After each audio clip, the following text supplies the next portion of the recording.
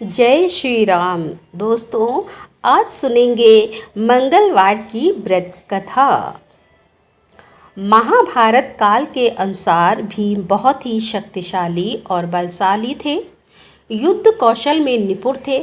शक्तिशाली होने पर भीम एक बार अहंकार में भर गए। इस अहंकार को दूर करने के लिए बजरंगबली हनुमान जी ने एक लीला रची। जब भीम को सच्चाई पता चली तब उन्हें अपनी गलती का एहसास हुआ और हनुमान जी से उन्होंने क्षमा मांगी। इसके बाद हनुमान जी ने प्रसन्न होकर भीम को अपना विराट रूप दिखाया।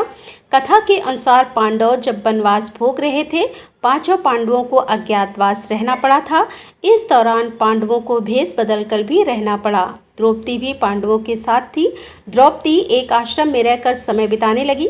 एक दिन जब वे आश्रम में बैठी हुई थीं तो एक पुष्प उड़कर उनके पास आ गया। पुष्प की सुगंध द्रौपदी को बहुत पसंद आ गई। तब उन्होंने भीम को बुलाकर उस पुष्प को लाने के लिए कहा। द्रौपदी की इच्छा को पूरा करने के लिए भीष्म पुष्प की खोज में निकल पड़े। पुष्प की सुगंध जिस दिशा से आ रही थी, भीम उसी दिशा की ओर चलने लगे। उस सुगंधित पुष्प को खोजते खोजते भीम एक वन में जा पहुँचे। वन में जैसे ही भीम ने प्रवेश करने का प्रयास किया तो उनकी नज़र रास्ते में लेटे एक वानर पर पड़ी। भीम ने उन बूढ़े वानर से आग्रह किया कि वे रास्ते से हट जाएं, लेकिन वानर ने कोई प्रतिक्रिया नहीं की। भीम ने फिर से वानर से वहां से हट जाने को कहा, लेकिन इस बार वानर ने कहा कि वह बहुत कमज़ोर है, हिल डुल नहीं सकते, इसीलिए लांग कर निकल जाओ। वानर के इस व्यवहार से भीम को क्रोध आ गया और वे अपनी शक्तियों के बारे में बताने लगे। भीम ने वानर को अपना परिचय दिया कि वे कुंती पुत्र हैं और पवन उनके पिता हैं और मैं हनुमान जी का भाई भी हूँ। लेकिन यह सब सुनकर भी वानर पर कोई प्रभाव नहीं पड़ा। इधर भीम का क्रोध बढ़ने लगा और उन्होंने वानर से कहा कि वह उन्हें और अधिक क्रोध ना दिलाए, नहीं तो उन्हें परिणाम भुगतना होगा। तब बूढ़े वानर का रूपधारी बजरंगबली हनुमान जी ने भीम से कहा कि अगर उन्हें अधिक जल्दी है तो वे उनकी पूंछ उठाकर जा सकते हैं। भीम ने क्रोध में आकर उन वानर की पूंछ हटाने का प्रयास किया, लेकिन वे उसे हिला तक नहीं पाए। तब भीम को आभास हुआ कि यह कोई साधारण वानर नहीं है और फिर भीम हाथ जोड़कर उनके सामने खड़े हो गए और वानर से उसका परिचय पूछा। तब उन वानर ने भीम को बताया कि वह कोई और नहीं बल्कि स्वयं हनुमान हैं। भीम हनुमान जी को सामने देखकर चकित रह गए और हाथ जोड़कर खड़े हो गए। तब हनुमान जी ने भीम को बताया कि आगे विशेष वन है, यह रास्ता देवताओं का है और यह मनुष्यों के लिए सुरक्षित नहीं है, इसीलिए उन्हें तुम्हारी रक्षा के लिए आना पड़ा। भीम को हनुमान जी ने उस पुष्प के बारे में बताया कि वहाँ से वह पुष्प ले जा सकते हैं। पुष्प लेने के बाद हनुमान जी ने भीम से कहा कि अब तुम यहाँ से जा सकते हो। भीम ने हनुमान जी से आज्ञा लेने से पहले अपनी एक इच्छा भी रखी। भीम ने हनुमान जी को अपना विराट रूप दिखाने की इच्छा प्रकट की। तब भीम के कहने पर हनुमान जी ने विराट रूप धारण किया और उस विराट रूप के दर्शन करने के बाद भीम ने हनुमान जी का आशीर्वाद लिया। हनुमान जी ने भीम को गले से लगाया। हनुमान जी के गले लगाने से भीम की शक्ति और भी बढ़ गई। भीम ने हनुमान जी से आग्रह किया कि वह कौरवों के साथ होने वाले युद्ध में पांडवों का साथ दें, जिस पर हनुमान जी ने कहा कि जिस युग में मैं हूँ वह युग दूसरा था, उसमें मैंने श्री राम के लिए कई युद्ध किए थे।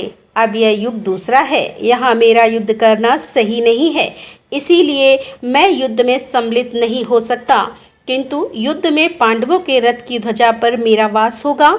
इस प्रकार हनुमान जी महाभारत युद्ध में हमेशा श्री कृष्ण और अर्जुन के रथ की ध्वजा पर विराजित रहे और अर्जुन और पांडवों के रथ की रक्षा करते रहे।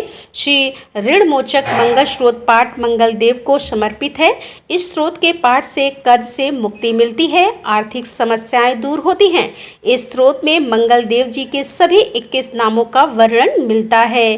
मंगल देव का संबंध हनुमान जी से है और हनुमान जी सभी प्रकार की समस्याओं से छुटकारा दिलाने वाले देवता माने जाते हैं। ऋणमोचक मंगल स्रोत का पाठ जो भी मनुष्य करता है उस पर मंगल भगवान प्रसन्न होते हैं, उसे धन धान प्रदान करते हैं, वह मनुष्य कुबेर भगवान की तरह धन संपत्ति का स्वामी बन जाता है। वह मनुष्य हमेशा युवा रहता है और उसे रोग और कर्ज से भी मुक्ति मिलती है। तो प्रिय श्रोताओं, अब सुनिए ऋण मोचक मंगल स्रोत। पाठ हिंदी में है। मंगल देव शास्त्रों में आपको जो नाम बताए गए हैं उनमें पहला नाम है मंगल, दूसरा भूमि पुत्र जिनका जन्म पृथ्वी से हुआ, तीसरा ऋणहर्ता यानी कर्ज से मुक्ति दिलाने वाला, चौथा धनप्रद यानी धन को देने वाला, पांचवा स्थिर राशन यानी जो अपने आसन पर अडिग रहते हैं, छठा महाकाय यानी जो बहुत बड़े शरीर वाले हैं, सातवां नाम है सर्व कामावरोधक यानी कि कार्य में आने वाली सभी बाधाओं को दूर करने वाला। हे मंगल देव, आपके नामों में आठवां नाम लोहित, नवां लोहितांग, 10वां साम का नाम यानी कृपा करने वाला, जिसका अर्थ सामंग ब्राह्मणों के ऊपर अपनी कृपा दृष्टि को रखने वाला, 11वां धरात्मज यानी पृथ्वी के गर्भ से उत्पन्न होने वाला, 12वां कुंज, 13वां भौम, 14वां भुदित यानी ऐश्वर्य को देने वाला, 15वां भूमि नंदन यानी पृथ्वी को आनंद देने वाला। हे मंगल देव, आपके नामों में 16वां नाम अंगारक है, 17वां यम, 18वां सर्वोंग पारक अर्थात समस्त तरह की कठिनाइयों को दूर करने वाला, 19वां वृष्टिकर्ता अर्थात वृष्टि करने वाले यानी वर्षा कराने वाला, 20वां नाम है वृष्टिहर्ता अर्थात बारिश न होने के कारण अकाल लाने वाला, और 21वां नाम है सर्वकाम फलप्रदा अर्थात संपूर्ण कामनाओं का फल देने वाला है। हे मंगल देव, जो मनुष्य आपके इन 21 नामों का वाचन सच्चे मन और विश्वास से करता है, उस मनुष्य के ऊपर कभी ऋण यानी कर्ज नहीं होता और वह अथाह धन की प्राप्ति करता है। हे मंगल देव, आपकी उत्पत्ति पृथ्वी के गर्भ से हुई है। आपकी आभा आकाश में कड़कड़ाने वाली दामिनी अर्थात आकाश में चमकने वाली बिजली के समान है। सभी तरह की शक्ति को धारण करने वाले कुमार मंगल देव को मैं नतमस्तक होकर प्रणाम करती हूँ। हे मंगल देव, आपके मंगल स्रोत का पाठ मनुष्य को हमेशा अपने मन में किसी भी तरह के विकार को दूर कर और अपनी पूर्ण श्रद्धा और आस्था के साथ करना चाहिए। जो भी मनुष्य इस मंगल स्रोत का पाठ करता है और दूसरों को सुनाता है, उसके सभी कष्ट दूर हो जाते हैं। अंगारक अर्थात अग्नि की ज्वाला से जलने वाले महाभाग अर्थात पूजनीय ऐश्वर्यशाली भक्तों के प्रति वात्सल्य यानी प्रेम रखने वाले आपको हम नतमस्तक होकर प्रणाम करते हैं। आप हमारे ऊपर किसी दूसरे से लिया हुआ उधार को पूर्ण करवाकर कर्ज को हमेशा के लिए दूर कर दीजिए। हे मंगल देव, मेरे ऊपर किसी दूसरे का कोई बकाया हो तो उसे समाप्त कर दीजिए।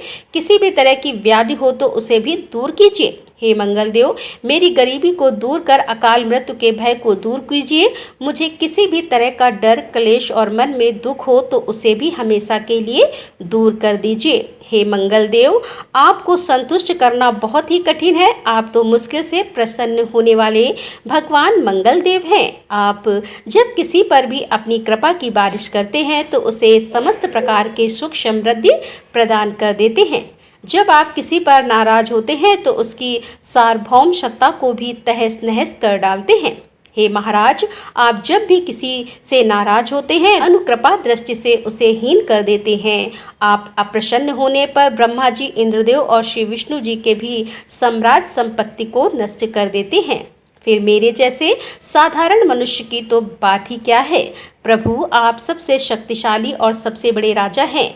हे भगवान, मैं आपसे प्रार्थना करती हूँ कि आप मुझे संतान के रूप में पुत्र प्रदान करें। मैं आपके द्वार पर आई हूँ, आप मेरी मनोकामनाओं को पूर्ण करें। मेरे ऊपर किसी भी तरह से किसी दूसरे से उधार लिया हुआ धन ना रहे। मुझे कभी दूसरों के आगे हाथ फैलाना ना पड़े। मेरी गरीबी को दूर कीजिए और मेरे सभी तरह के कष्ट और कलेशों का नाश कीजिए। जो मेरे शत्रु बन चुके हैं, उनके डर से मुझे आप मुक्त कराइए। जो भी मनुष्य इन 12 श्लोकों वाले ऋण मोचक मंगल स्रोत में मंगल देव की वंदना करता है, उस मनुष्य पर मंगल भगवान प्रसन्न होकर उसे धन धान्य प्रदान करते हैं। वह मनुष्य कुबेर भगवान की तरह धन संपत्ति का स्वामी बन जाता है। वह मनुष्य हमेशा युवा रहता है। श्री ऋण मोचक मंगल स्रोत के उच्चारण मात्र से मनुष्य को किसी भी तरह के कर्ज से मुक्ति मिल जाती है। अगर कोई मनुष्य अपने जीवन काल में अपनी आवश्यकताओं की अपनी कामनाओं की पूर्ति के लिए किसी दूसरे मनुष्य से कर्ज लिया होता है और किसी कारणवश कर्ज चुका पाने में असमर्थ हो जाता है तो उसे ऋण मोचक मंगल स्रोत का पाठ करना चाहिए।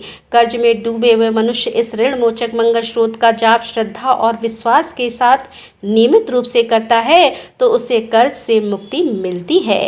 ऋण मोचक मंगल स्रोत पाठ समाप्त। सभी मिलकर प्रेम से बोलिए मंगल देव की जय। बोल बजरंगबली भगवान की जय। जय श्री राम।